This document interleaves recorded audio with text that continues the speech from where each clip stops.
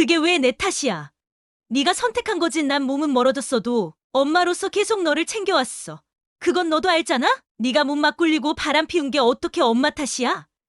내가 너네 아빠하고 헤어지고 이 사람하고 재혼하게 된 건 복잡한 사정이 있다고 몇 번을 말해?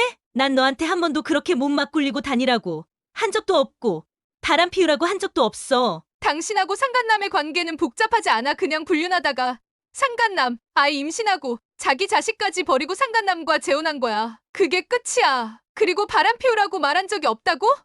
어렸던 나한테 당신 바람 피운 거 끝없이 합리화했고 온몸으로 보여줬잖아. 당신 믿고 있던 아빠 5년 동안 배신하고 결국에는 상간남 애까지 임신하고는 뻔뻔하게 이혼해달라고 난리쳤던 거 다 기억하고 있어. 그리고는 보란듯이 우리 살던 집 근처에 새 집을 구해서 상간남하고 살았잖아. 차라리 내가 낫지. 난 적어도 바람은 피웠어도 엄마처럼 상간남하고 결혼도 안 했고 임신도 안 했잖아. 그리고 내가 이렇게 된 게 당신 탓이 아니라고?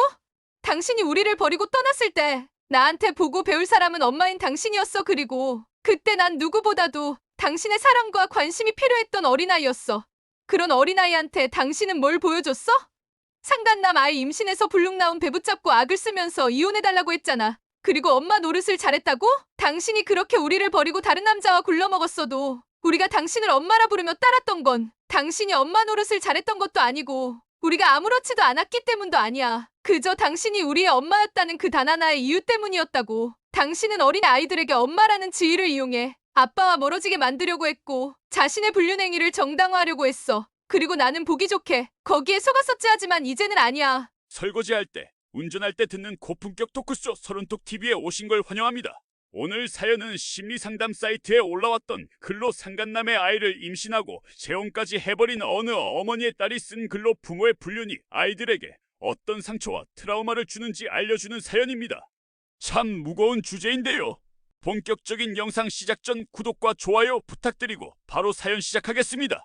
오늘 2년 만남 남자친구와 이별을 하고 왔어요. 이별 사유는 남자친구하고 결혼을 하려고 했는데 남자친구 부모님이 반대를 하셨어요. 그렇게 결혼이 어려워지자 제가 홧김에 랜덤 채팅에서 만난 남자하고 원나잇을 했는데요. 그 사실을 남자친구가 알게 되어 이별을 하게 되었네요. 제 잘못이죠. 그런데 저는 제 감정을 도무지 다스릴 수가 없었어요. 저와 남자친구는 결혼을 약속할 정도로 깊은 사이였는데 남자친구 부모님의 반대로 이렇게 되었는데요. 그런데 남자친구 부모님이 반대를 한 이유가 저희 엄마 때문이에요. 좀 자세하게 말씀드리면 저는 현재 공기업을 다니고 있는 28살 여자고 부모님은 이혼하셨고 아빠와 남동생과 살았어요. 이혼 가정이야 요즘 많으니까 괜찮은데 사실 부모님이 이혼을 하게 된 계기가 엄마가 상간남의 아이를 임신하면서 이혼을 하게 되었어요. 좀 충격적이시죠?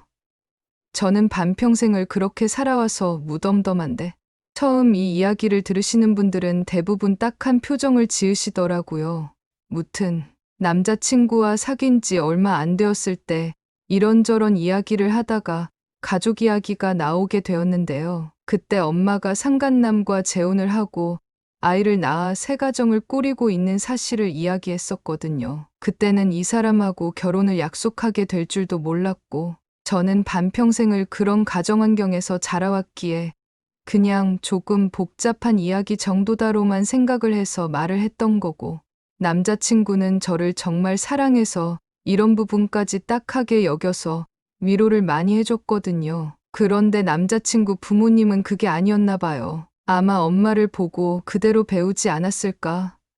라는 불안감이 있으셨나 봐요. 몇 달 전에 상견례 전에 남자친구 어머님과 저녁 식사를 하면서 이런저런 이야기를 하게 되었는데요. 그때 남자친구 어머님이 조심스럽게 여쭤보시더라고요. 그래서 어머님하고 아버님은 어디에 사시죠? 친절한 그 말투에 제 가족 관계를 확인하려는 의도가 있다는 걸 몰랐고 거짓말은 하기 싫어서 솔직하게 이야기를 드렸어요. 남자친구 어머님은 딱하다는 표정을 지으며 그동안 이런 가정 환경을 이겨내고 공기업에 취업한 게 대단하다며 저를 칭찬해 주셨는데 남자친구한테는 그렇게 이야기를 안 했나 봐요. 일단 시간을 두고 지켜봐야겠다고 말씀하셨다고 하더라고요. 남자친구는 저를 많이 좋아해서 어떻게든 부모님을 설득해 보겠다고 했었는데요. 한 달이 지나고 두 달이 지나도 부모님의 반대는 꺾이지 않았고 그 과정에서 남자친구하고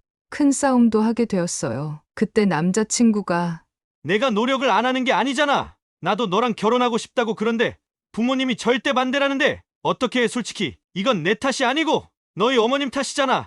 라고 하더군요. 너무 섭섭하고 화가 나서 잠깐 시간을 갖게 되었는데요. 그때 저도 왜 그랬는지 모르겠는데 랜덤 채팅으로 어떤 남자를 만나 원나잇을 했어요. 그런데 그걸 남자친구에게 들키게 되어서 헤어지게 되었어요. 너무 마음이 아프고 괴로워요. 그냥 편해지고 싶네요. 저번에 글을 쓰고 3개월 만에 글을 씁니다. 사실 마지막 글을 쓰고 일주일 뒤에 스스로 목숨을 끊을 생각으로 수면제를 많이 먹었는데요. 전 남자친구가 저희 집을 찾아와 저를 살려줬습니다. 전 남자친구 아니었으면 이렇게 글을 쓰지도 못했겠네요. 전 남자친구는 우리 결혼은 못할 거야. 어떤 이유에서든 간에 너는 나와 만나고 있는 도중에 다른 남자와 성관계를 했으니까. 그런데 난 정말 너를 사랑했기에 네가 이렇게 망가지는 걸 보고만 있지는 않을 거야. 그동안 나를 행복하게 해준 보답으로 네 마음의 병만은 같이 해결해보자. 라고 말하면서 자기 돈 수백만 원을 들여 심리 상담을 받도록 했어요. 상담 비용이 그렇게나 비싼 줄 몰랐네요. 그렇게 3개월 정도 심리 상담을 받았고요. 지난 제 인생의 상처를 되돌아보며 그동안 깨닫지 못했던 상처들을 보듬을 수 있었습니다. 오늘부터는 제 이야기를 써보려고 합니다. 중학교 3학년 때 엄마가 불륜을 저질러 불륜 상대는 초등학교 때부터 다니던 영어학원의 외국인 선생이에요. 불륜 기간은 5년이었고 불륜이 알려지게 된 사유는 충격적이게도 엄마가 아빠에게 이야기를 했기 때문이에요. 이야기를 한 이유는 상간남의 아이를 임신했기 때문이고 엄마는 상간남의 아이를 지울 수 없다며 이혼을 해달라고 했어요. 지금 돌이켜 생각하면 정말 엄마를 때려서라도 말렸어야 하는 일인데 그때 제 나이는 겨우 중학교 3학년에 올라간 나이였고 돌이켜보면 엄마는 5년이라는 긴 기간 동안 불륜을 하며 계속 상간남 선생님과의 관계를 저에게 합리화시켰어요. 주로 했던 말은 아빠가 우리에게 못하다며 우리 아빠는 자기 가족보다 일을 더 중요시한다. 아빠는 내 의견은 절대 존중해주지 않는다. 아빠가 있을 때는 항상 긴장되고 불편하다. 엄마가 얼마나 외롭게 살았는지 너희는 몰라. 아빠는 엄마의 감정을 전혀 이해하지 못한다. 등 아빠를 나쁜 사람으로 몰아갔어요. 또 선생님은 엄마의 말을 잘 들어준다. 어른들의 감정은 복잡한 거란다. 사람은 누구나 실수할 수 있어. 선생님이 엄마에게 큰 의지가 된다. 세상에는 남들이 이해 못하는 특별한 관계도 있는 거야. 같은 말로 은근슬쩍 불륜을 합리화했어요. 긴 기간 동안 아빠를 나쁜 사람으로 만들고 은근슬쩍 선생님에게 의지를 하게 만들었어요. 지금은 그게 얼마나 비인간적인 짓인지를 알지만 그때 저는 사춘기 여학생에 불과했고 동생은 이제 중학교에 올라간 아이에 불과했으니 엄마의 말을 믿을 수밖에 없었죠. 무튼 엄마의 폭탄 발언 이후 아빠는 큰 충격에 빠졌어요. 한동안은 엄마를 설득하기 위해서 노력을 하기도 했고 상간남을 찾아가기도 했지만 엄마는 그에 대항하듯 가출하고 아빠를 가정폭력범으로 신고를 하기도 했죠. 결국 아빠는 이혼을 하게 돼요. 그렇게 우리 집안은 하루아침에 이혼 가정이 되었고 엄마는 합리적인 척, 이성적인 척 자신이 잘못을 했으니 재산을 아빠에게 거의 다 주고 가니까 경제적으로는 문제가 없을 것이고 원래 살고 있는 집 근처에 자기 살 집을 구했으니 앞으로도 평상시처럼 엄마를 볼 수 있을 것이라고 말을 했어요. 지금 생각하면 이게 얼마나 이기적인 말인지 그때는 몰랐어요. 상간남의 아이를 임신한 자신의 아내가 상간남의 아이를 낳고 같이 사는 집이 자신이 살고 있는 집 근처라니 아빠가 그때 받았을 상처와 배신감이 얼마나 컸을지 그때는 몰랐어요. 왜냐하면 그때는 제가 어렸고 5년이라는 기간 동안 엄마한테 세뇌를 당했으니까요. 그렇게 엄마는 결국 여자아이를 낳았어요. 그때 철없던 저는 엄마가 낳은 아이를 예뻐했어요. 정확히는 엄마에게서 낳은 마지막 연결고리처럼 느껴졌기 때문이었어요. 아무리 상황이 뒤틀려 있었어도 엄마는 여전히 제 엄마였고 저는 엄마가 완전히 나쁜 사람이라는 걸 인정하고 싶지 않았던 것 같아요. 그래서일까요? 엄마의 잘못으로 태어난 아이를 미워하면 엄마를 미워하는 것 같았고, 그러면 결국 제가 받았던 그 모든 세뇌가 거짓이었다는 걸 인정해야 하니까요. 그건 그 당시에 저에겐 너무 가혹한 일이었고, 인정할 준비가 안 되어 있었던 것 같아요. 그리고 그 애는 아무 죄가 없었으니까요. 작고 조용하게 숨쉬는 아이 하나가 복잡하게 꼬인 어른들의 죄를 다 떠안아야 하는 현실이 마음 아팠고, 그 아픔은 동시에 저 자신의 아픔과도 겹쳐 보였어요. 내가 이 아이를 미워하면 나도 미움받아 마땅한 존재 같았어요. 그 애를 품에 안으면 엄마에게 미움받지 않을 것 같고, 저도 여전히 착한 딸이고, 이 뒤틀린 가족 안에서 제 자리를 지키는 방법처럼 느껴졌어요. 또 하나, 무의식적으로 엄마가 이 아이에게는 다르게 해줄지도 모른다는 희망 같은 걸 가졌던 것 같아요. 나는 버려졌지만 이 아이는 사랑받을 수 있을지도 몰라. 그럼 언젠가 이 아이를 통해 엄마도 변할 수 있지 않을까? 그리고 그 변화가 결국 저에게도 돌아오지 않을까? 그런 막연한 기대와 바람이 아이를 예뻐하게 만든 이유 중 하나였던 것 같아요. 무엇보다도 제 안에 엄마를 향한 미움과 실망을 온전히 표출할 곳이 없었기에 그 감정을 덮기 위해 저는 오히려 반대로 애정을 쏟았던 건지도 모르겠어요. 그리고 엄마가 상간남의 자식을 낳았다는 것 자체가 너무 큰 충격이라 뭐가 잘못되었는지도 모르는 심리였던 것 같아요.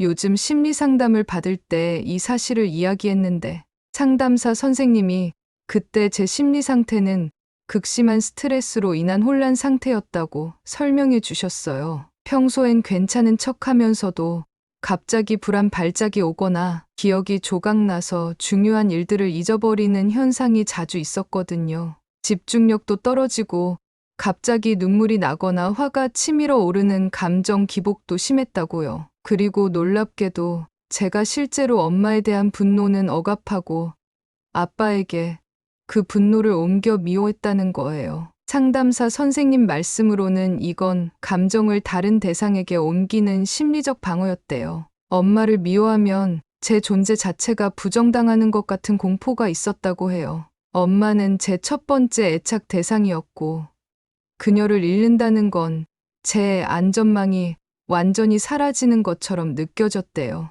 그런데 아빠는 상대적으로 안전한 분노 대상이었던 거예요. 왜냐하면 아빠는 늘 거기 있었고 절 버리지 않을 거라는 무의식적인 확신이 있었거든요. 그러니까 아무리 제가 아빠한테 화를 내도 아빠는 절 버리지 않을 거라는 심리적 안정감이 있었던 거죠. 또 제가 엄마의 거짓말에 쉽게 속았던 건 마음속 인식과 현실 사이의 불일치 때문이래요. 엄마가 5년 동안 아빠에 대해 부정적인 이미지를 심어놓았고 그걸 받아들인 제 마음은 그 인식과 충돌하는 현실 엄마의 배신을 인정하기 어려웠던 거죠.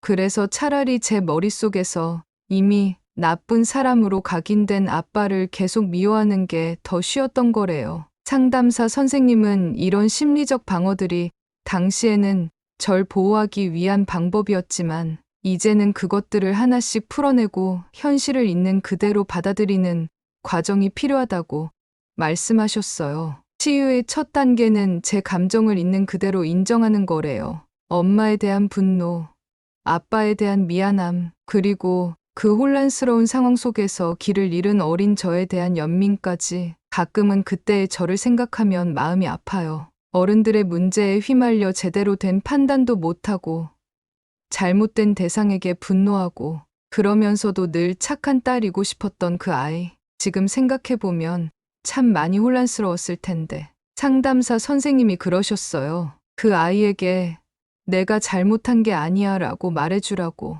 하지만 그때는 그걸 전혀 알 수가 없었어요. 도리어 아빠의 마음에 대못을 받고 엄마와 그 상간남의 아이를 챙겨줬던 것 같아요. 하지만 그런 시간도 오래가지는 못했어요. 남동생이 사춘기에 접어들며 엄마의 행동에 말도 못할 분노를 보이기 시작했어요. 어쩌다가다로 제가 엄마를 보고 오면 남동생은 저에게 미친 찌니, 정신이 나간 찌니 등등 쌍욕을 했죠. 엄마는 그럴 때마다 이해한다는 듯이 마치 성모 마리아와 같은 상냥한 말투로 남동생을 달래고 저에게도 여러 가지 조언을 해줬어요. 동생이 아직 어려서 상황을 이해하기 힘든 거야. 내가 좀 더 이해해주면 좋겠어. 시간이 지나면 다 나아질 거야. 우리 가족은 형태만 달라졌을 뿐이니까 너희 아빠를 존중해주는 게 중요해. 그래도 너희 친아빠잖아. 엄마가 선택한 길이니 엄마의 행복을 위해 응원해줬으면 해. 두 집 모두 너희의 가족이니까 어디든 편하게 오고 가도 된다는 거 알지? 이런 말들을 했는데 지금 생각해보면 정말 뻔뻔하게도 모든 책임을 남에게 전가하면서 자기는 마치 아무런 잘못이 없는 것처럼 굴었던 거예요. 그런데 돌이켜보면 웃기는 일이에요. 우리 가정을 배신한 주제에 뭘 그렇게 조언을 해줬는지 몰라요. 엄마는 상간남과 살림을 차린 이후로 단 한 번도 우리에게 화를 내지 않았는데 이것도 상담사에게 물어보니 이건 보상적 죄책감과 이미지 관리의 전형적인 사례라고 하더라고요. 상담사 말에 따르면 엄마는 본인이 한 행동에 대해 깊은 죄책감을 가지고 있었을 거래요. 이 죄책감을 직면하는 건 너무 고통스러워서 그 대신 완벽한 엄마 이미지를 유지하는 방식으로 이 감정을 다루려고 했대요. 그래서 화를 내지 않고 항상 이해심 많고 관대한 모습만 보여주려 했던 거죠. 또 이건 분리불안을 다루는 방식이기도 했대요. 엄마는 우리를 완전히 잃을까봐 두려웠을 거라는 거예요. 자기가 저지른 배신 행위로 인해 자식들이 자기를 영원히 거부할지도 모른다는 공포가 있었을 거고, 그래서 어떤 상황에서도 화를 내지 않고 이상적인 엄마 역할을 연기했던 거래요. 심리적으로 보면 이건 방어기제의 일종이라고도 할 수 있대요. 엄마 자신이 나쁜 사람이 되는 걸 견딜 수 없어서 자신의 행동을 합리화하고 자신을 희생적인 엄마로 재정의하려고 했던 거죠. 비록 내가 이런 선택을 했지만 나는 여전히 좋은 엄마야 라는 자기 이미지를 지키기 위해서, 또 엄마가 보여준 그 성모 마리아 같은 태도는 역할 역전의 징후이기도 했대요. 정상적인 부모-자녀 관계에서는 부모가 자녀에게 분노나 실망 같은 감정을 표현할 수 있어요. 하지만 엄마는 그런 감정을 표현할 자격이 없다고 느꼈을 거예요. 그래서 오히려 우리가 보호자 역할을 하도록 만들었던 거죠. 우리의 용서와 이해를 구하면서 자신의 감정적 필요를 우리가 채워주길 바랐던 거래요. 상담사는 이걸 감정적 조종의 한 형태로도 볼 수 있다고 했어요. 자신의 잘못에 대해 진정한 책임을 지는 대신 항상 완벽하게 이해하고 용서하는 모습을 보여줌으로써 우리가 그녀에게 화를 낼 수 없게 만들었다는 거죠. 어떻게 항상 이해해주고 용서해주는 사람에게 화를 낼 수 있겠어? 라는 심리를 이용한 거예요. 이건 또 심리적 함정을 만들기도 했대요.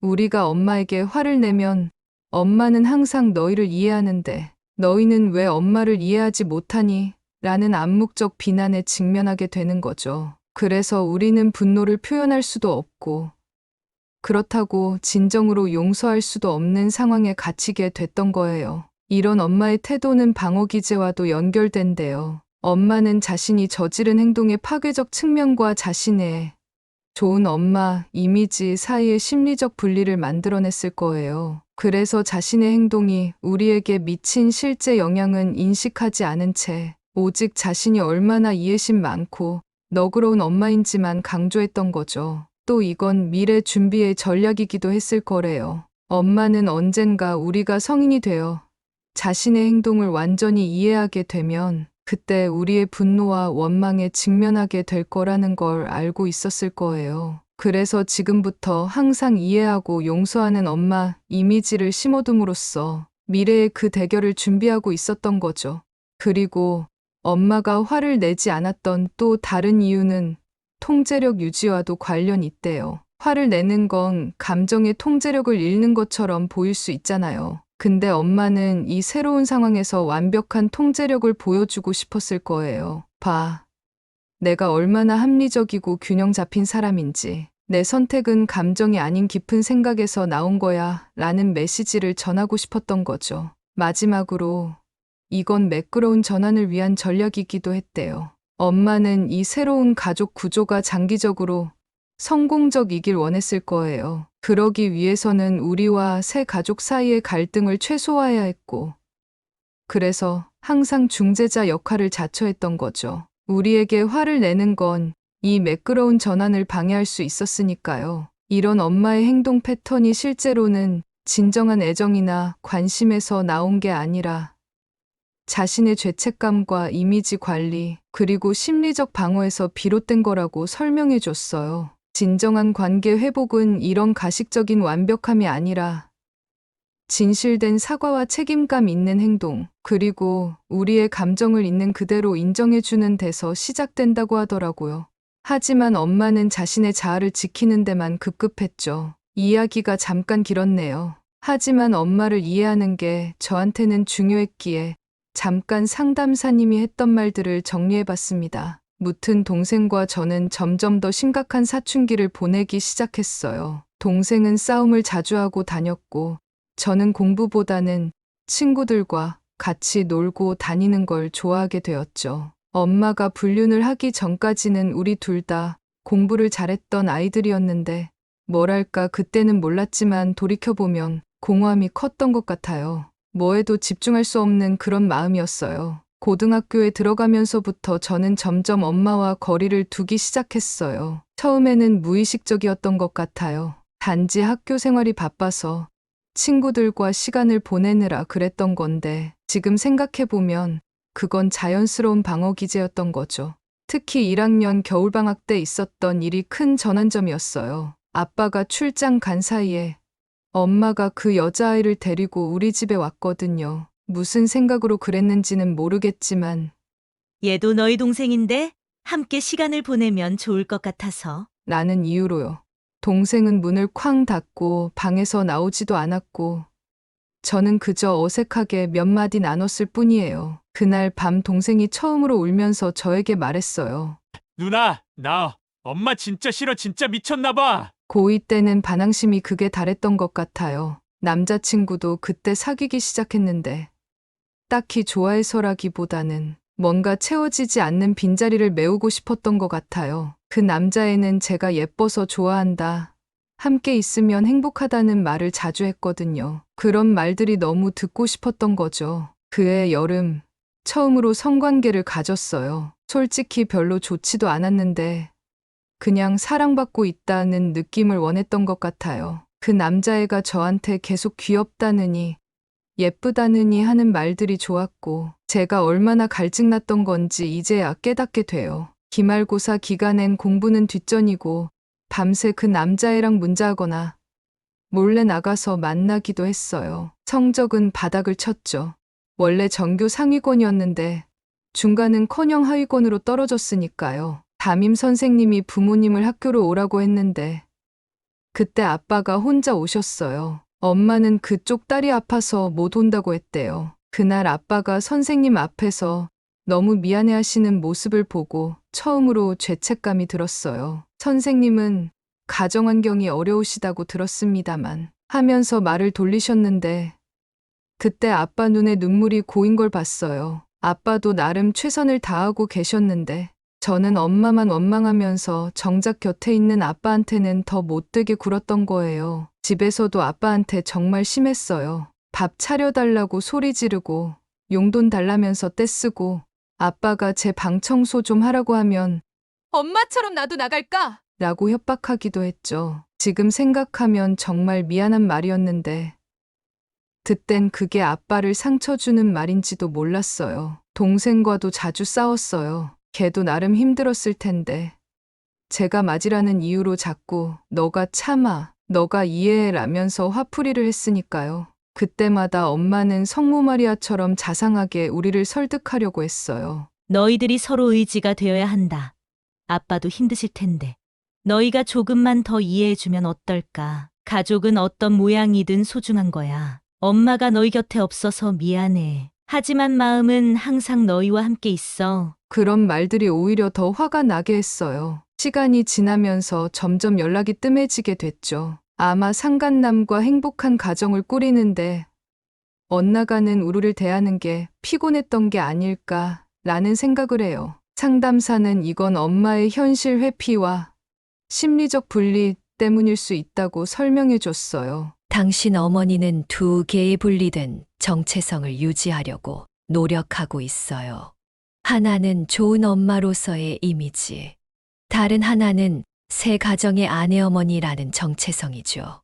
이 두 역할 사이의 갈등이 너무 크기 때문에 결국 하나를 점점 포기하게 되는 거예요.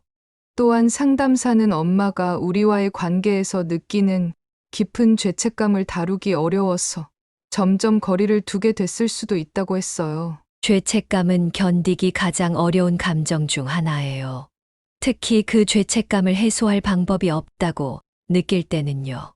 당신과 동생이 반항하고 거부할 때마다 어머니는 자신의 선택이 얼마나 깊은 상처를 남겼는지 직면하게 돼요. 그건 너무 고통스러운 진실이라 피하고 싶은 거죠. 심리적으로 이건 회피, 애착 패턴의 전형이라고 해요.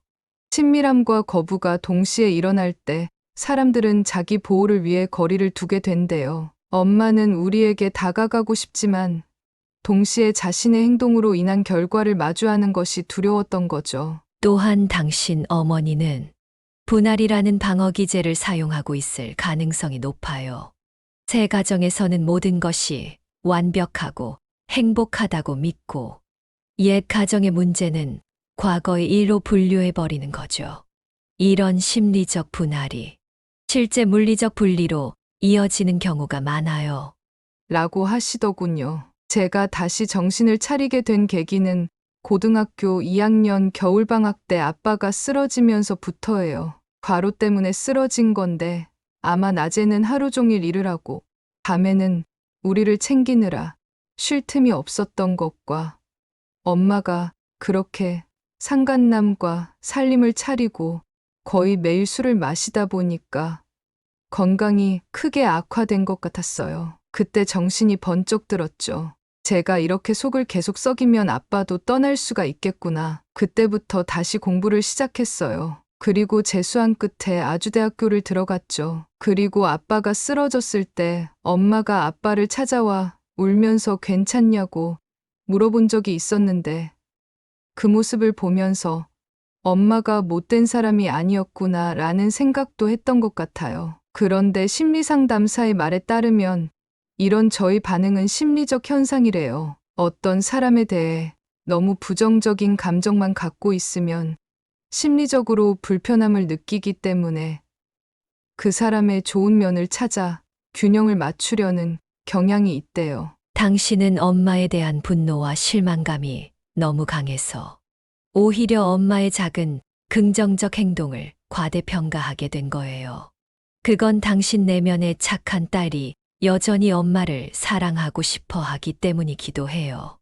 또 상담사는 이것이 트라우마 유대의 일부라고도 설명했어요. 상처를 준 사람이 간헐적으로 친절함을 보이면 그 친절함에 지나치게 의미를 부여하게 된다는 거죠. 학대 관계에서도 가해자가 가끔씩 보이는 따뜻함이 피해자를 더 강하게 묶어두는 경우가 많아요. 당신도 엄마의 그 한 번에 걱정하는 모습에 큰 의미를 부여한 거죠. 엄마가 아빠의 건강을 걱정했던 것에 대해서도 상담사는 흥미로운 분석을 해줬어요. 당신 어머니의 그런 반응은 양가 감정의 전형적인 예예요. 비록 새 삶을 선택했지만 아빠에 대한 감정이 완전히 사라진 것은 아니었을 거예요. 어떤 형태로든 여전히 연결감과 책임감을 느꼈던 거죠. 또한 이런 행동은 자기 이미지 보호를 위한 것일 수도 있대요. 자신을 나쁜 사람으로 보고 싶지 않은 욕구가 작용했을 수 있어요. 나는 여전히 그를 걱정해 그러니 내가 그렇게 나쁜 사람은 아니야 라는 자기 확인이 필요했던 거죠. 그리고 더 깊은 차원에서 이건 미해결된 애착의 표현일 수도 있다고 해요.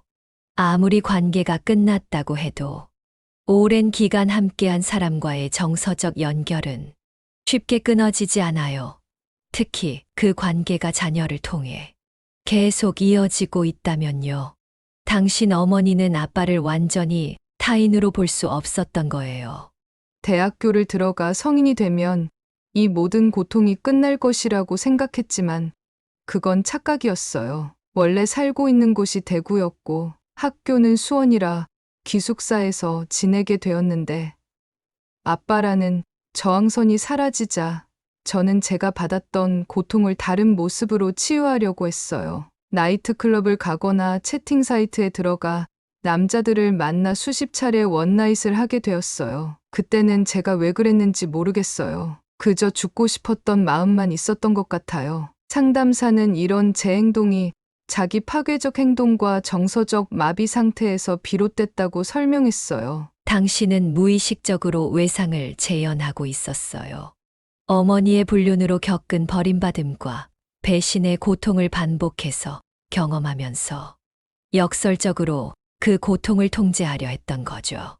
이런 행동은 자기 검증 이론으로도 설명할 수 있대요. 당신은 스스로를 사랑받을 가치가 없는 사람으로 여겼고 그 부정적 자아상을 확인받기 위해 일회성 관계를 반복했어요. 결국 나를 진정으로 사랑해주는 사람은 없어라는 믿음을 강화시키는 방식으로요. 심리적으로 이런 행동은 감정 조절의 어려움의 표현이기도 했대요. 고통스러운 감정을 다룰 건강한 방법을 배우지 못했기 때문에 일시적인 쾌락이나 자극을 통해 그 감정을 회피하려 했던 거예요. 성적 행동은 강력한 도파민과 옥시토신을 분비시켜 잠시나마 공허함을 채워주니까요. 그리고 죽고 싶다는 느낌은 실제 죽음보다는 현재의 나로서 존재하는 것이 너무 고통스럽다는 감정의 표현이었을 가능성이 높아요. 자기 파괴적 행동은 일종의 느린 자살과 같은 것이었죠. 제 연애는 뒤돌아보면 정서적인 교류 없이 공허한 관계만을 반복했던 것 같아요. 큰 마음 없이 만났던 남자였기에 쉽게 이별을 고하거나 2번 정도는 환승연애와 바람을 피운 적이 있어요. 미안한 마음은 들지 않았어요. 왜냐하면 그 남자들을 진심으로 사랑했던 건 아니니까요. 그저 제 외로움을 달랠 수 있는 방법이 있다면 그걸 택했던 것 같아요. 상담사는 이런 제 관계 패턴을 정서적 분리와 친밀감 공포로 설명했어요. 당신은 무의식적으로 정서적 연결을 피하고 있었어요.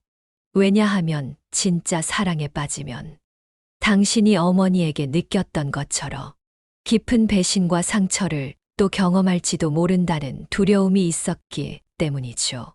바람을 피우거나 환승연애를 하는 행동은 선제적 거부의 한 형태예요. 상대방이 당신을 거부하기 전에 당신이 먼저 그 관계를 통제하고 종료함으로써 버림받는 고통을 피하려는 거죠. 또한 죄책감을 느끼지 않는 것은 정서적 마비의 일종으로 어린 시절 너무 큰 감정적 고통을 경험했기 때문에 스스로를 보호하기 위해 특정 감정을 차단하게 된 거예요. 웃긴 건 저는 이렇게 쉽게 이별을 고하고 환승이별과 바람을 피우면서도 상대 남자가 이별을 먼저 고하거나 화를 내면 저는 감정적으로 컨트롤이 안 될 만큼 우울해지거나 집착을 하게 되었죠. 그때는 그냥 제 성격이 이상한 것이라고 생각을 했는데 그게 아니었어요. 모두 애정 결핍에서 시작된 모습들이었죠. 그렇게 또 시간은 흘러 대학교 졸업을 하게 되었어요. 문란했던 사생활과는 반대로 공부는 잘했어요. 장학금을 받으면서 대학교를 졸업했고 공기업에 취직을 하게 되었어요. 대학 생활은 정말 이중적이었어요. 밤에는 클럽이나 술자리에서 낯선 남자들과 시간을 보내며 스스로를 망가뜨리고 낮에는 도서관에서 책을 읽고 과제를 하며 모범생 역할을 완벽하게 해냈죠. 지금 생각하면 그것도 일종의 분리였던 것 같아요. 낮에 저와 밤에 저는 완전히 다른 사람 같았으니까요. 특히 3학년 때부터는 취업 준비에 본격적으로 뛰어들었어요. 그때 처음으로 제 삶에 뭔가 목표가 생긴 것 같았어요. 공부에 집중하면 할수록 그 공허함이 조금씩 채워지는 기분이었어요. 시험 공부를 하거나 자격증을 따는 과정에서 느끼는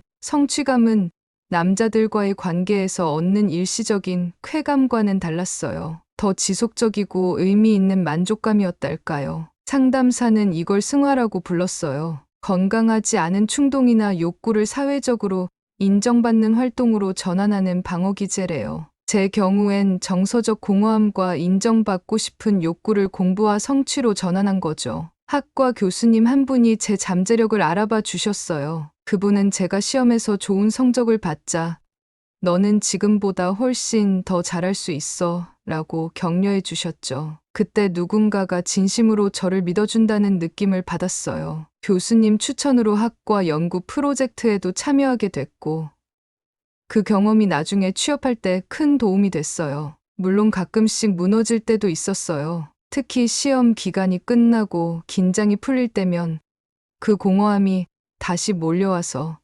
자기 파괴적인 행동으로 돌아가곤 했죠. 하지만 그럴 때마다 다시 일어나 공부에 집중했어요. 자격증도 3개나 땄고 토익 점수도 900점 넘게 받았어요. 4학년 첫 학기에는 인턴십을 했는데 그때 처음으로 제가 정말 이 일을 할 수 있을지도 모르겠다는 자신감이 생겼어요. 직장 상사가 제 능력을 인정해주고 실제로 제가 한 일이 회사에 도움이 되는 걸 보니까 뿌듯했어요. 그동안 느꼈던 자기 가치감의 결핍이 조금씩 채워지는 느낌이었달까요. 졸업할 때는 학과 수석으로 졸업했어요. 아빠가 졸업식에 오셨는데 정말 자랑스러워하시는 모습을 보니 눈물이 났어요. 엄마는 초대했지만 오지 않았어요. 문자로 축하한다는 메시지만 보냈죠.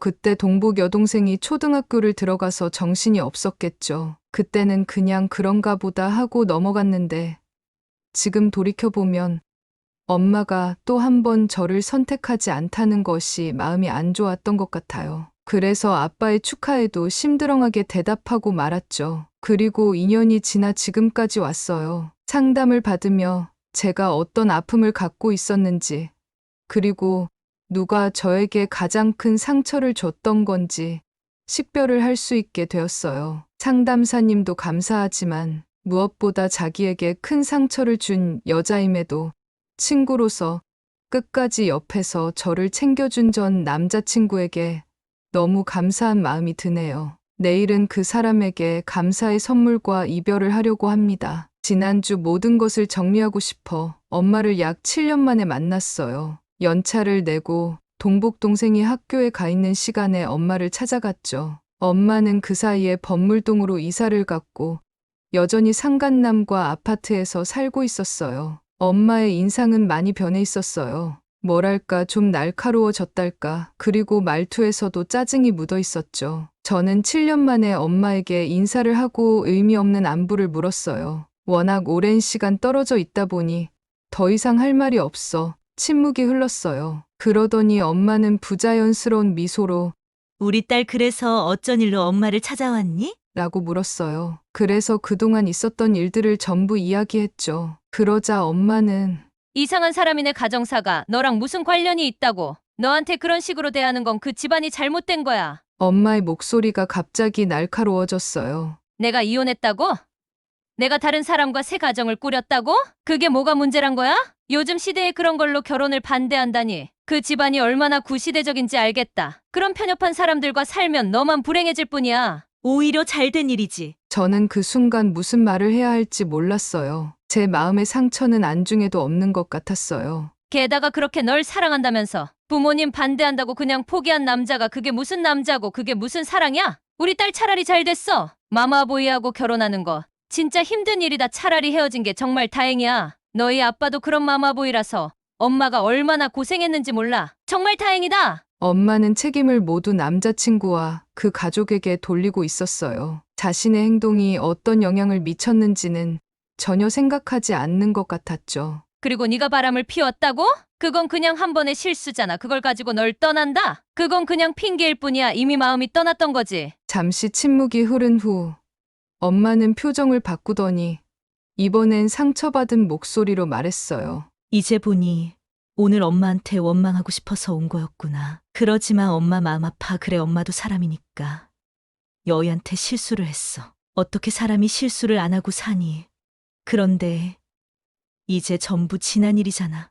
지금 와서 엄마한테 상처를 준다고 달라지는 게 있겠니? 갑자기 피해자가 된 듯한 엄마의 모습에 어이가 없었어요. 내가 얼마나 힘들었는지 너는 몰라. 너희 아빠와의 관계도 그렇고 그 당시 내 선택이 최선이었어. 그리고 너희에게 항상 미안했고 그래서 더 잘해주려고 했던 거야. 근데 이렇게 오랜만에 만나서 내 과거 실수를 들먹이면서 비난하다니. 엄마의 눈에 눈물이 고이기 시작했지만 그것이 진심인지 아니면 또 다른 감정 조종인지 구분하기 어려웠어요. 화제를 돌리듯 엄마는 갑자기 담담한 목소리로 말을 이었어요. 그래, 유감이구나. 하지만 인생이란 게 그런 거야. 우리 모두 실수하고 그 결과를 살아가는 거지. 시간이 지나면 나아질 거야.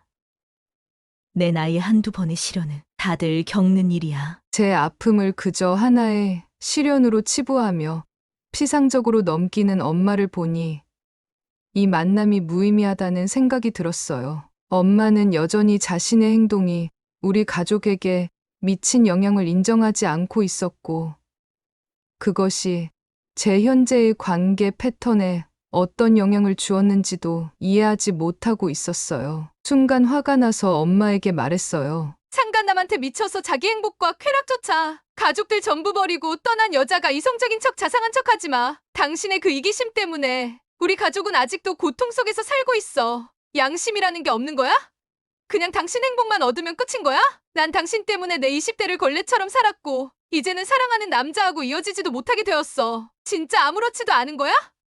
왜 이렇게 뻔뻔한 거야? 그제서야 슬프고 안타깝고 자상한 표정을 짓던 엄마의 진짜 얼굴이 나오더군요. 놀라울 정도로 차갑고 냉소적인 말투로 엄마가 그러더라고요. 그게 왜 내 탓이야?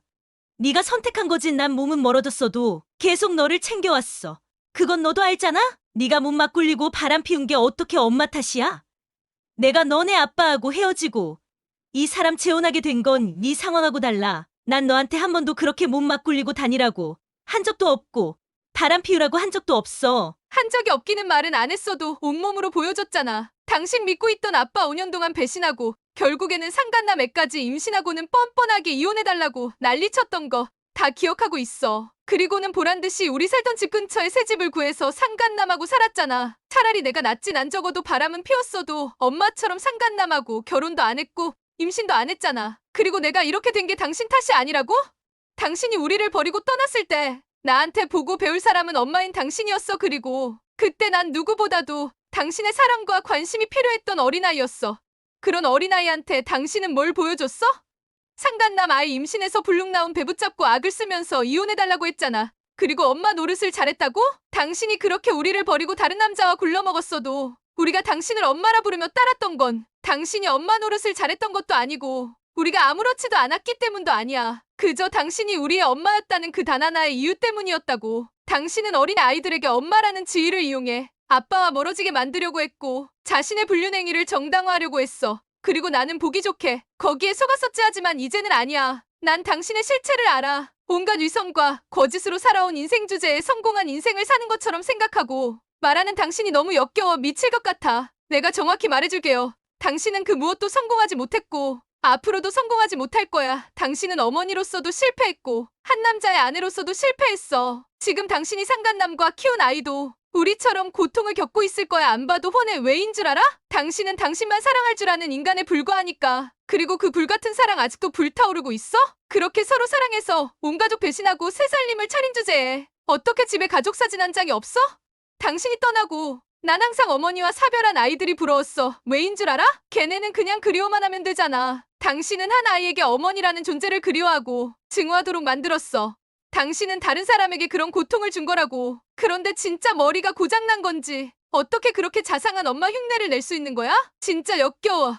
이제 속이 시원하네. 당신하고 인연은 진짜 끝이야. 사과할 필요도 없어. 당신 뇌는 이미 자기가 뭘 잘못했는지도 모를 정도로 망가져버렸으니까 지금 내가 하는 소리도 전혀 이해를 못하겠지. 그런데 알면서도 내가 이렇게 말하는 건 당신 딸이 당신한테 마지막으로 주는 사랑과 관심이야. 이제 진짜 마지막이야. 잘 있어요. 바람나서 지 새끼 버리고 도망간 정신 나간 아줌마. 그렇게 쏟아부어대는 통에도 엄마는 아무 말 없이 무표정한 얼굴로 눈물 한 방울 흘리는 게 끝이었는데요. 그 무표정한 얼굴이 무너진 건 현관 비밀번호가 눌리는 소리가 들리면서부터였습니다. 뒤를 돌아보니 어느새 초등학생이 되어 있는 동복동생이 서 있더군요. 엄마는 당황하며 오늘 왜 이렇게 일찍 왔어? 연락 미리 하지. 라며 호들갑을 떨었는데요. 혼혈인 그 아이는 무표정한 얼굴로 엄마에게 대답도 없이 자기 방으로 들어가 버리더군요. 엄마는 안절부절하며 많이 컸지? 요즘 애들은 사춘기가 빨리 와서 감정적으로 참 예민한 시기라 저러네. 라고 하더군요. 당신이 상간남에 임신한 거 밝혔을 때 그때 우리도 사춘기였어. 라고 쏘아붙이고는 집을 나왔습니다. 엄마는 저를 따라올까 말까 고민하는 것 같더니 결국 따라 나오지 않더군요. 그리고 다음날 문자 한 통이 길게 왔는데요. 내용은 역시나 상투적인 사과 한 줄과 자기 합리화와 남 탓뿐인 글이었습니다. 답장하지 않고 그냥 수신 차단을 했습니다. 그리고 결심했어요. 나는 절대로 저 여자처럼 살지 않겠다고요. 아직 심리적인 치료는 많은 기간이 필요하다고 해요. 못해도 1년은 받아야 한다고 하네요. 열심히 치료받고 성숙한 어른이 되도록 노력하겠습니다. 그리고 모든 치료가 끝나면 우리 아빠와 동생도 치료를 해줘야겠네요. 너무 늦었지만 무슨 수를 써서라도 엄마라는 여자가 준 상처를 이겨내보겠습니다. 내일은 아빠를 찾아가야겠네요. 긴 글 읽어주셔서 감사합니다. 모두 편안한 저녁 되세요. 반년 만에 글을 쓰네요. 이제 심리상담사님께서 심리치료가 어느 정도 되었다고 말씀을 주셔서 또 글을 씁니다. 심리상담을 받고 나니 세상이 조금 다르게 보이기 시작했어요. 예전에는 매 순간이 불안하고 공허했는데 이제는 평온함이 느껴질 때가 많아졌어요. 그동안 내 마음속에 채워지지 않던 빈자리가 어디서 왔는지 이해하게 되니 그 빈자리를 남들에게 채워달라고 애원하지 않아도 되더라고요. 혼자 있는 시간이 두렵지 않게 되었고 외로움이 찾아와도 그걸 견디는 방법, 나 자신을 달래는 방법을 배웠어요. 예전에는 남자친구를 통해 원나잇을 통해 채우려 했던 그 허전함이 사실은 채워지지 않는 구멍이었다는 걸 이제는 알아요. 그리고 그 구멍을 메우는 건 결국 내 스스로의 사랑이라는 것도요. 매일 조금씩 나아지고 있어요. 완벽하진 않지만 적어도 이제는 내 감정이 왜 이렇게 출렁이는지 이해할 수 있게 되었으니까요. 남동생과 아빠한테도 상담을 받으라고 해서 지금 상담을 받고 있는 중이에요. 둘 다 심리적으로 많이 힘든 상황이었네요. 이번 5월은 휴가가 길어서 아빠하고 남동생하고 셋이서 사이판으로 여행을 다녀왔어요. 셋이서 맛있는 거 먹고 술 완전 많이 마시고 그중 제일 재미있었던 건 리조트에서 진행하는 나이트클럽에서 술에 만취한 아빠가 혼자 나가서 이상한 춤을 출 때였어요. 그 모습을 보고 동생하고 얼마나 깔깔 웃었는지 무튼 그렇게 행복한 순간이 있었고 사이판에서 가족 사진을 찍었는데 아빠는 그 사진을 거실 한가운데에 비싼 액자까지 사서 걸어놓으시더라고요. 사실 보정을 동남아스럽게 해주는 바람에 얼굴이 너무 웃겨 보이는 가족 사진이라 저거 걸지 말라고 했는데요. 아빠는 웃으시며 이건 내 인생 최고의 훈장이다. 라고 하시더라고요. 얼마나 울었는지 몰라요. 저는 요즘 행복하게 살고 있습니다. 이제는 외로움에도 익숙해졌고요. 제 입으로 이런 말하기는 뭐한데 제가 사실 좀 예쁘게 생긴 편이라서요. 회사 직원이 자꾸 들이대는데 그냥 거절하고 있습니다. 전 남자친구는 만나는 사람이 생겼나 봐요. 진심으로 그 사람이 잘 되기를 기도하고 있습니다. 다음에 또 일 있으면 글 쓰겠습니다. 감사합니다. 1년 반 만에 글을 쓰네요. 모두 잘 지내셨나요? 글을 쓰는 이유는 제가 결혼을 하게 되었기 때문이에요. 뭐 외로움을 이겨낸다 어쩌고 해놓고는 거의 2년 만에 결혼을 하게 되었네요. 그런데 예전처럼 외로워서 결혼하는 건 절대 아닙니다. 저도 모르게 그런 판단을 내린 건가 싶어 상담사님하고 상담도 했었는데 정상적인 사랑이라는 감정이라고 하더군요. 결혼 상대는 헤어졌던 전 남자친구입니다. 만나던 사람하고 잘 안 되었는지 한밤중에 전화가 와서 이야기하더군요. 저를 못 잊겠다고요. 사실 저도 많이 그리워하고 있었거든요. 그런데 제가 바람을 피운 적이 있었기에 우리 신뢰를 회복하기가 어렵지 않을까 고민을 많이 했는데요. 일단 같이 상담을 받으면서 마음을 굳히게 되었습니다. 남자친구 부모님께는 모든 걸 솔직하게 털어놨어요. 그제서야 남자친구 어머님도 솔직하게 대답을 해주시더라고요. 혼전계약서도 작성했습니다. 제가 결국 엄마가 준 상처를 못 이겨 바람을 피우게 되면 전 재산을 남자친구에게 주고 이혼 여부는 남자친구의 판단에 따르겠다고요. 이건 남자친구가 저를 믿어주기 위함도 있지만 무슨 일이 있어도 절대로 내가 사랑하는 사람을 배신하지 않겠다는 스스로에 대한 각오이기도 해요. 남자친구는 뭘 이렇게까지 하냐고 불편해하더라고요. 하지만 또 모르죠. 제 안에 있는 상처가 또 어떻게 나타날지 저도 모르니까요. 하지만 적어도 엄마와 같은 인생은 절대 안 살 겁니다. 지난달 상견례를 했는데 저희 아버지는 엄마 이야기가 나올까 안달복달하시더라고요. 다행히 남자친구 부모님이 부드럽게 넘어가 주셨고요. 상견례가 끝나고 집으로 돌아왔는데요. 아빠가 집에서 하루 자고 가라고 하더군요. 아빠랑 같은 방에 누워서 잠을 자다가 문득 눈을 떴는데요. 아빠가 혼자 누워서 훌쩍훌쩍 우시더라고요. 저도 뒤돌아서 얼마나 울었나 모르겠어요. 아침에 일어나니 둘 다 눈이 팅팅 부어서 정말 볼만했죠. 아빠는 울었던 게 창피하신지 어제 많이 먹고 잤더니 눈이 부었다고 되도안한 거짓말을 하시더라고요. 크크 3달 뒤면 결혼식입니다. 지금처럼 행복하기를 무탈하기를 바랍니다. 또 글 쓰겠습니다. 글을 쓰고 2달이 지났네요. 결혼식 준비는 잘 되어가고 있습니다. 정말 정신없이 지나가더군요. 웨딩드레스는 예비 시어머님하고 새언니가 골라주셨어요. 그 웨딩드레스 입고 나올 때마다 오버하셔서 감탄을 해주시는 바람에 얼굴이 새빨개졌네요. 그렇게 웨딩드레스를 입고 찍은 사진과 모바일 청첩장 사진을 카카오톡 프로필 사진으로 해놓고 일주일 정도 지났을까요? 엄마한테 전화가 오더군요. 엄마는 활기찬 목소리로 저에게 말을 했어요. 우리 딸 결혼하는구나. 엄마한테 연락이라도 한 통 주지 섭섭하네. 결혼 사진 너무 예쁘다. 남편도 너무 잘생겼다. 뭐 하는 사람이야? 언제 만났어? 등등 그전에 아무런 일이 없었던 것처럼 제 안부와 남편에 대해서 묻더군요. 저는 그냥 솔직하게 말했습니다. 예전 부모님이 결혼을 반대했던 남자와 결혼을 한다고요. 그러자 엄마는 갑자기 목소리 톤이 바뀌더니 생각 잘한 거지? 예전에 결혼 반대하는 거 보니까 그쪽 어머니가 좀 뭐랄까 이혼 가정을 색안경 끼고 보는 것 같은데 엄마가 걱정이네. 라며 과도하게 걱정하기 시작했어요. 마치 제 과거의 아픔을 자기가 더 잘 아는 것처럼 말하는 게 정말 웃겼어요. 상간남과 재혼한 엄마를 둔 여자라는 이유로 결혼을 반대했던 집안을 비난하면서도 왠지 그 비난 속에 자기 자신에 대한 죄책감이 묻어있는 것 같았어요. 자기가 상간남과 재혼해서 생긴 상처가 내 결혼에도 영향을 미쳤다는 걸 알면서도 그건 그들의 잘못이라고 책임을 돌리는 느낌이었죠. 시어머니 될 분은 어떠니? 아직도 반대가 많이 심하셔? 내가 불편한 일 있으면 엄마한테 말해. 내가 나서서 해결해줄게. 너무 참기만 하면 안 돼. 그 집안이 너에 대해 뭐라고 하면 엄마한테 바로 말하고 누구라도 우리 딸 상처 주는 말하면 엄마가 용서 못한다. 그래서 저는 말했습니다. 그분들에게 전부 말했어요. 결혼 반대하시고 난 뒤에 다른 남자를 만났던 것과 1년 반 동안 심리치료 받은 것까지요. 그리고 나 혼전계약서도 썼어요. 내가 바람 피우다 걸리면 전 재산 남편한테 주고 위자료도 따로 지급하는 걸로요. 잠시 아무 말 안 하던 엄마의 목소리는 갑자기 날카로워지더라고요. 뭐? 혼전계약서? 그런 걸 왜 써? 그건 너를 믿지 못한다는 거잖아. 아니 그보다도 너 왜 그렇게 너 자신을 깎아내려?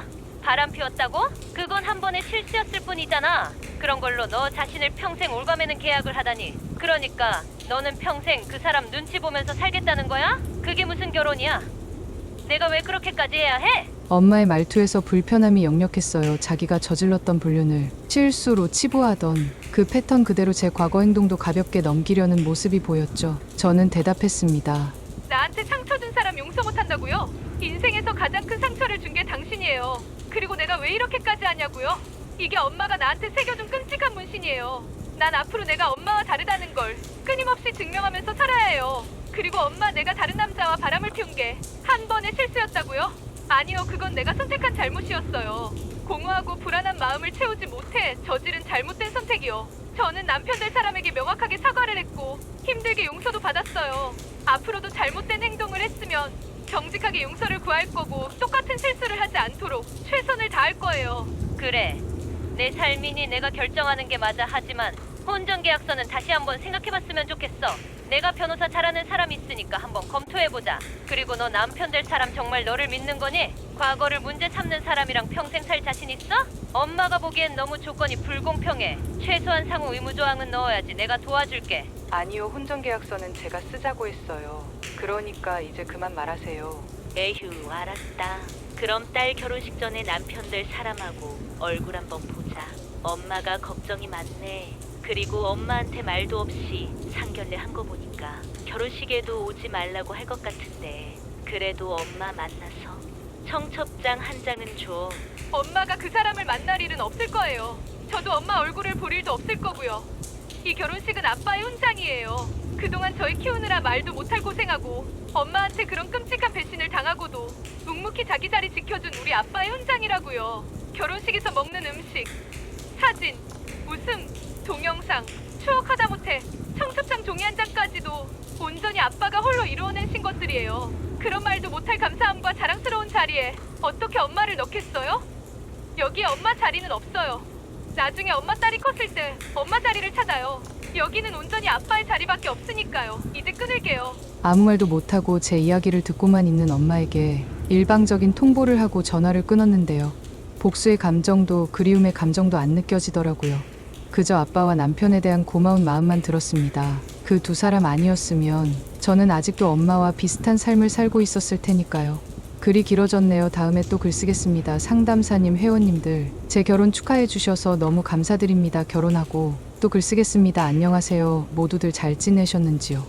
마지막 글을 쓰고 벌써 1년 반이 지났네요. 시간 정말 잘 가는 것 같습니다. 결혼을 하고 또 조금씩 글을 써보려고 했는데요. 사람 마음이 간사한 게 힘들어서 죽을 것 같을 때는 하루에도 수십 번 이 사이트를 들어왔었는데 살만해지니 여기를 잊게 되더군요. 저는 보통 부부와 똑같이 살고 있어요. 서운할 때는 싸우기도 하고 또 모르는 척 화해도 하고 그렇게 복잡거리며 살고 있어요. 오늘 글을 쓴 건 자랑하고 싶어서예요. 저 이제 한 아이의 엄마가 되었답니다. 그 임신 4개월 차고요. 딸아이라고 합니다. 딸 갖고 싶어 했던 남편은 요즘 하루 종일 입이 귀에 걸려 있네요. 남동생은 중견기업으로 이직을 했는데 요즘 일이 바쁜 건지 연락 한 통 없네요. 무정한 자식 그래도 임신했다고 하니까 출산 선물을 엄청나게 보내줬어요. 누가 보면 새쌍둥이 낳는 줄 알겠네요. 아빠는 나이가 들으셔서 퇴직을 하셨어요. 원래 회사에서 퇴직을 시키기 위해서 일부러 해외 파견을 보냈는데요. 그동안 고생했으니 해외에서 두세 달 재미있게 놀다 오라는 뜻이라고 하더군요. 그런데 제가 임신했다고 하니까 저희 아버지 그냥 바로 퇴직하고 한국 오셨어요. 크크, 아직 애를 낳은 것도 아닌데 왜 이렇게 오바를 하는지 남편하고 아빠 둘이서 오바하는 거 보면 너무 웃겨요. 아, 그리고 엄마한테도 연락이 왔었어요. 임신한 게 너무 기뻐서 초음파 사진을 프로필 사진으로 해놨는데요.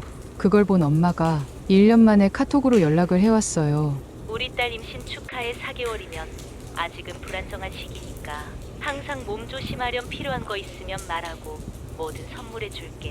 그나저나 아들이니 딸이니?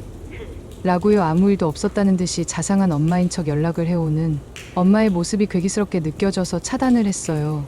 그 예전에는 가족 사진은 못 올리더라도 동복동생 사진하고 저희 어렸을 때 사진을 프로필로 해놨었는데 무슨 일이 있는지 모든 사진을 내렸더라고요. 뭐 알아서 잘 사시겠죠? 아이 태어나면 또 글 쓰겠습니다. 너무 바쁘면 못 쓰고요. 행복하고 또 행복한 나날입니다. 모두 행복하세요. 회원님들 안녕하세요. 마지막 글을 쓰고 벌써 1년이 다 되어가네요. 이제는 이 사이트가 고향집 같은 느낌이 듭니다. 하도 글을 안 써서 제 이야기를 아시는 분들도 없으시겠어요. 저는 여기 사이트 상담사님께 1년 넘게 상담을 받았었고요. 덕분에 행복하게 살고 있는 일산 사는 여자입니다. 자세한 내용은 제 예전글 읽어주시면 감사하겠습니다. 오늘 글을 쓴 건 지난주 외할머니가 돌아가셨기 때문이에요. 엄마가 상간남과 재혼을 해버리고 자연스럽게 외할머니하고도 관계가 멀어졌었는데요. 그 이후 외할머니는 엄마와 인연을 끊고 홀로 살아가셨었어요. 어릴 때는 1년에 한두 번이라도 저희를 찾아오셨었는데요. 외할머니를 만날 때마다 많게는 50만 원, 적게는 10만 원을 주시고는 아무 말 없이 제 머리를 쓰다듬어 주시곤 했어요. 아마 자기가 줄 수 있는 돈을 다 주신 것 같았어요. 그때는 그냥 돈을 주시니 고마웠죠. 하지만 그런 관계도 그것도 제가 성인이 되고 난 뒤로는 총 10번도 안 뵙게 되었던 것 같네요. 기억나는 건 외할머니가 자주 했던 말인데요. 너희 아빠한테 잘해야 한다. 너희 아빠 없으면 너희 아무것도 아니다. 그때는 그 말이 너무 듣기 싫었는데 외할머니 말씀이 맞았네요. 2개월 전쯤 외삼촌한테 전화가 왔었어요. 외할머니가 가남이셔서 살 날이 얼마 안 남으셨다고 하시더라고요. 엄마와 연관되어 있는 사람은 전부 안 봤는데 그래도 외할머니는 돌아가시기 전에 한번 뵙고 싶어서 남편과 딸아이를 데리고 찾아뵈었었어요. 거의 10년 만에 만난 외할머니는 저를 못 알아보셨는지 갸우뚱하시면서 한참을 쳐다보시더라고요. 외삼촌이 외손녀라고 말을 해주니 그제서야 활짝 웃으시며 우리 강지 다 컸구나 창하다 창해. 라고 좋아하시더라고요. 그렇게 30분을 넘게 딸아이와 놀아주던 외할머니를 보며 참 많은 생각이 들었어요. 그렇게 10년 만에 마지막 인사를 드리고 나오는데 왜인지 가슴 한쪽이 먹먹했어요. 그리고 너무 오랜만에 만나 뵈어 외삼촌이라고 부르기도 민망한 그분이 말씀하시더라고요. 미안하고 대견하다. 애기도 많이 이쁜 애 면목이 없어서 연락도 못했다. 이거 동생하고 잘 나눠서 써라. 노인네가 정신 멀쩡할 때 꼭 너희 주라고 했던 거다. 그러면서 통장 하나를 주시더라고요. 통장에는 총 4천만 원이 있었습니다. 외할머니가 매달 5만 원, 10만 원, 20만 원씩 10년 가까이를 저축하셨더군요. 덤덤하게 제 머리를 쓰다듬던 외할머니의 모습이 떠올라 눈물이 많이 났습니다. 아무리 엄마한테 정이 없더라도 피는 이어졌으니까요. 그리고 관심은 없지만 엄마의 소식도 들었는데요. 동복동생이 중학교를 들어갈 무렵 창간남과는 이혼을 했다고 하네요. 확실하지는 않지만 둘이 맞바람을 피웠던 것 같다고 하시더라고요. 서로 폭행도 해서 경찰서도 자주 다녀왔다고 하셨어요. 그리고 동복동생은 학교도 잘 다니지 않는다고 들었는데요. 어렸을 때부터 왕따를 많이 당해서 학교에 적응을 못했다고 합니다. 무튼 그렇게 마지막으로 외할머니를 뵙고 지난주 부고 소식을 들었는데요. 아무리 왕래가 없었더라도 재산까지 물려주셨는데 찾아뵙지 않는 건 도리가 아닌 것 같아 남동생과 둘이 외할머니 빈소를 찾아뵈었는데요. 거기서 몇 년 만에 엄마를 만났습니다. 흰머리가 희끗희끗해진 엄마는 몇 년 사이에 더 늙어 보였습니다. 그리고 왜인지 모르겠는데 얼굴이 더 변한 느낌이 들었습니다. 온화했던 예전 모습은 사라지고 뭐랄까 촌스럽게 화려하면서 날카로운 인상이랄까요. 무튼 외할머니에게 조문을 하고 상주인 외삼촌에게 인사를 드리고 잠깐의 대화가 있었습니다. 엄마는 우리에게 뭐라고 말을 하고 싶은 눈치였는데요. 동생과 저는 아무 말 없이 꾸벅 고개를 숙여 인사하고 장례식장을 나왔는데요. 아무 말 없이 동생 차가 있는 곳으로 걸어가는데 뒤에서 엄마 목소리가 들리더라고요. 그동안 온 세상을 통달한 척, 자상한 척, 너그러운 척했던 엄마의 모습은 온데간데 없고 여유 없이 빠르고 공격적인 말투로 우리에게 말을 하기 시작했습니다.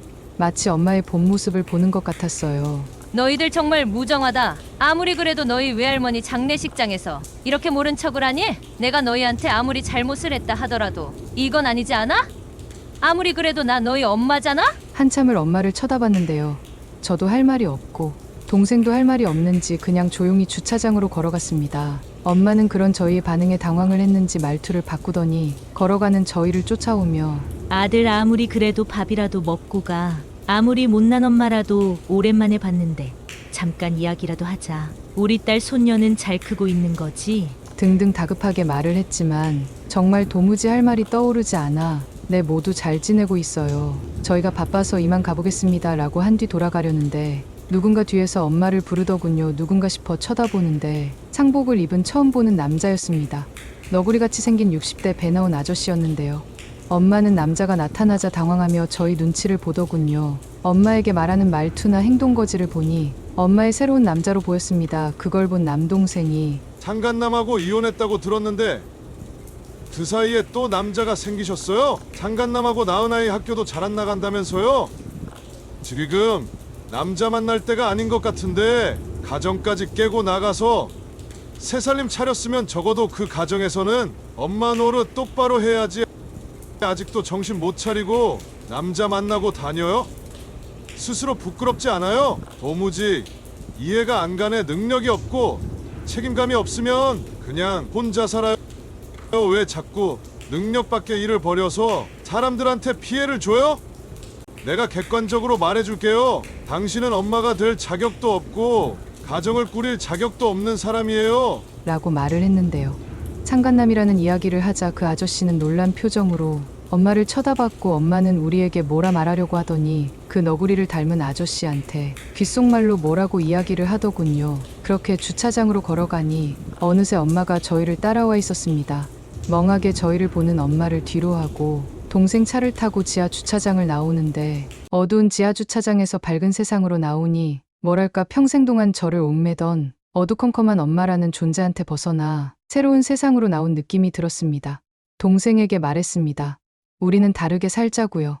조금이라도 엄마의 모습이 보일 것 같을 때는 항상 주변 사람들에게 도움을 청하자고요. 그리고 무슨 일이 있어도 엄마가 했던 행동과는 정반대로 살자고요. 이제 저는 이 글을 마지막으로 더 이상 글을 쓰지 않으려고 합니다. 이곳도 어쩌면 엄마의 그늘일 수도 있으니까요. 여러분, 나 자신이 어떤 사람인지 아는 거, 그게 발전의 시작인 것 같습니다. 모두 희망을 갖고 처음부터 하나하나 시작하시길 바랍니다. 수년 동안 글 읽어주시고 응원해주신 분들 모두 감사드립니다. 오늘 사연은 여기까지입니다. 대부분의 이혼 가정의 자녀들이 자신의 부모의 그림자를 이겨내지 못하고 비슷한 삶을 사는데요. 이 글쓴이는 운이 좋게 좋은 남자를 만나 새로운 길을 걸을 수 있었던 것 같습니다. 앞으로도 행복한 인생을 사시기를 기도하겠습니다. 그럼 다음에도 더 흥미롭고 재미있는 영상으로 찾아뵙겠습니다. 마지막으로 구독과 좋아요 부탁드리고 지금까지 서른톡이었습니다. 감사합니다.